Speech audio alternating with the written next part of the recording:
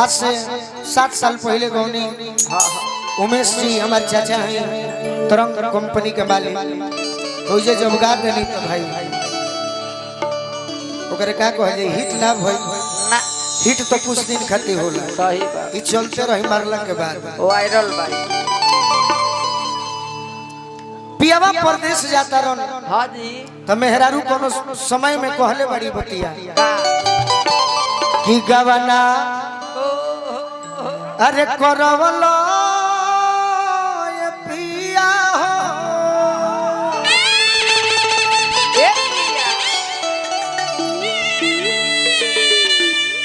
घरे बैठवलो वाह वाह अपने तो गई पिया हो हाँ जी पूर्वी बनी जिया हाँ केकरा से हंसब पिया हो पिया हो केकरा से बोलो बोलो आ केकरा से कहब ये पिया अपना दिलवा के पति देव चिट्ठी के जवाब भेजलन कि ननदी से हंसी हो गोतिनी से बोली हो आ देवरा से कही हो धनी हो अपना दिलवा के बतिया बाकी भजनवे में कहले बड़ी अरे अमावा लगवाला पिया हो महुआ रे लगवाला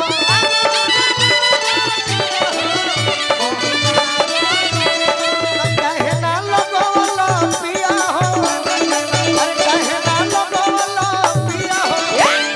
पिया के मछिया कहे ना लगवाला पिया हो पिया के मछिया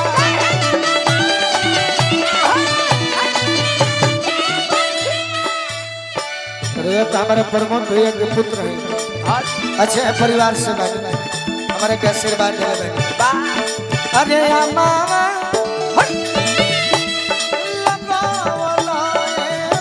पिया हो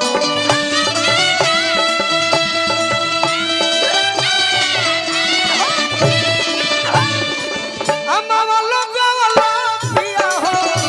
महुआ लगावला कहे ना लगवाला पिया हो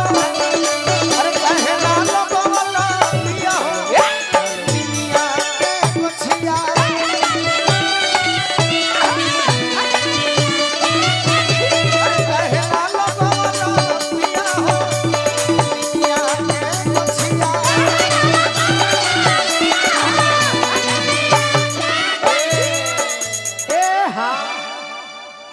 गोविंदर चाचा नेवाजी टोला से हमरे के आशीर्वाद दिले बनी हाँ जी वहाँ के पुत्र बनी विकास भैया 17 जनवरी के वहाँ के द्वार पर प्रोग्राम हाँ जी प्यारी देश तनी देखे तो हम की है लइया होई हाँ जी बाकी ओकरा के बदल के कह अरे फरल न मोर पन घटा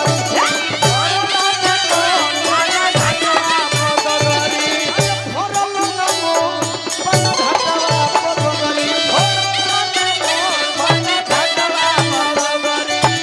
जसोदा के बेटा मोहन मिठा बोलिया भइलन नगर में चोर मो पन घटवा मगरी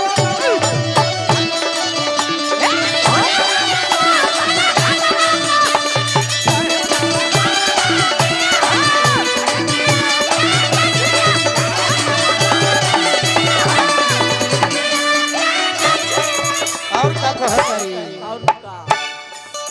निमिए हो घरवा माई के